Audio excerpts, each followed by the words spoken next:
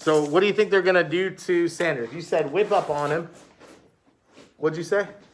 Whip up on him till he bleeds. Whip up on until he bleeds? Is that something you should like do to a police officer? No. No, man, you get a whole lot of trouble for trying to fight the police. Like that's, resisting arrest and assault on a police officer. Like that's serious stuff. And Moon, being the kid that he is, he thinks like he's just going to go whip up on Sanders. But that's how his papa taught him. But that's how his dad taught him, so Moon doesn't know any better. But Sanders is out. Wash your hands.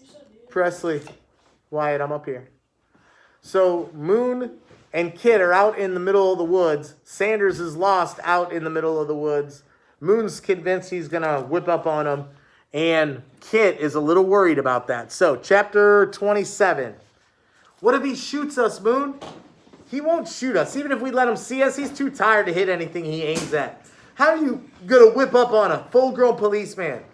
We'll have to trap him. Kit groaned to himself as we walked back to the ridge where I'd last seen Sanders. My mind raced with ideas as how I would trap something so large.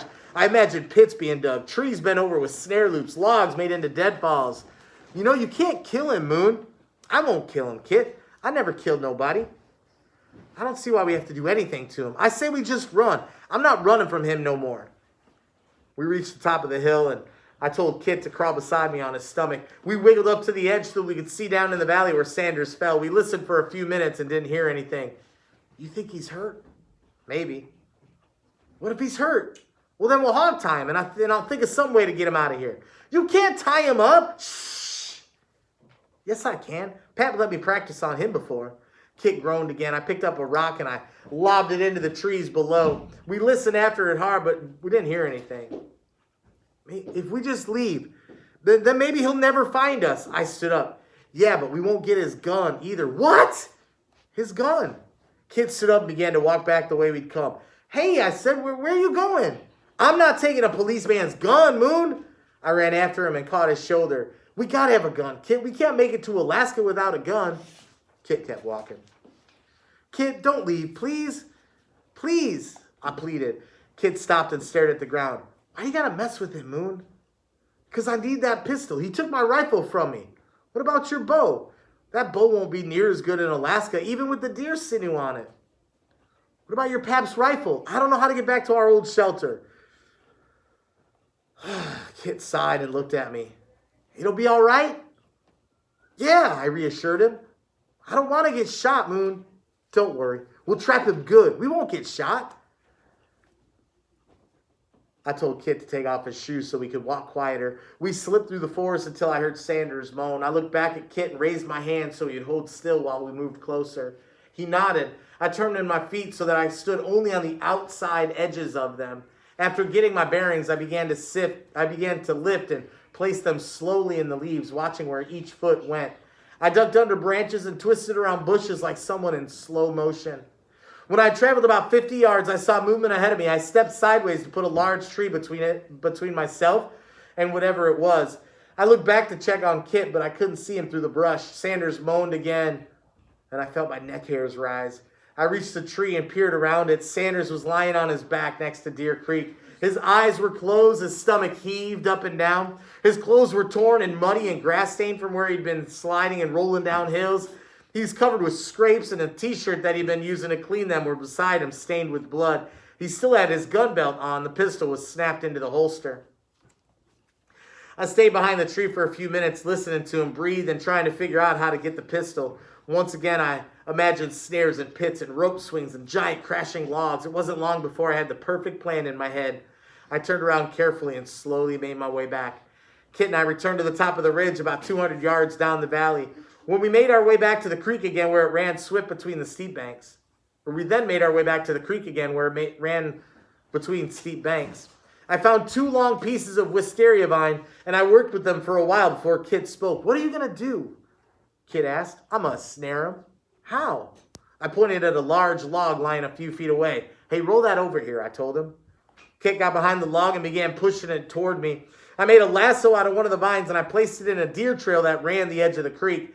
I tied the other end of the lasso to one end of the log. Finally, I took the other vine and tied it to the log as well.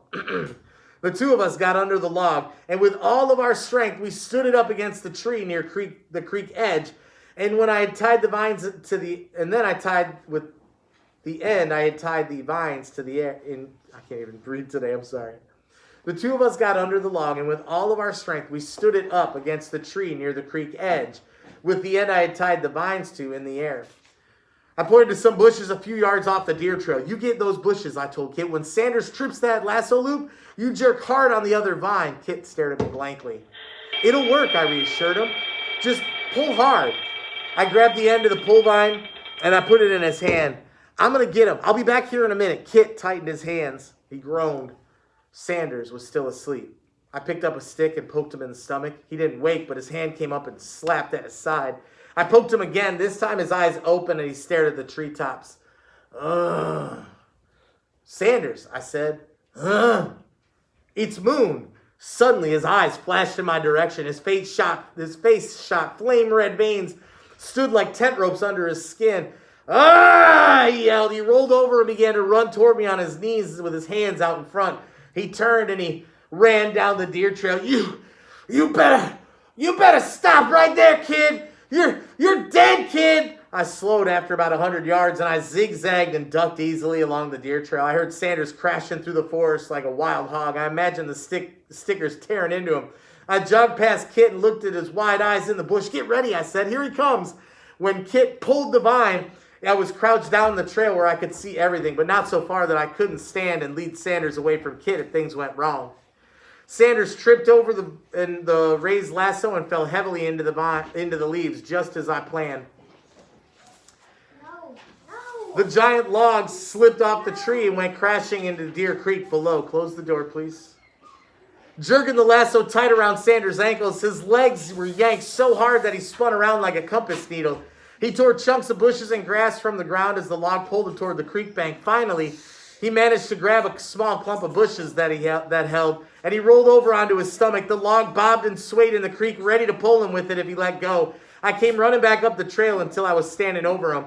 He glanced at me briefly and then looked at his hands holding the bush. I whipped you good this time, I said. All he could do was yell, "Ah! Don't leave. Come back. Close the door."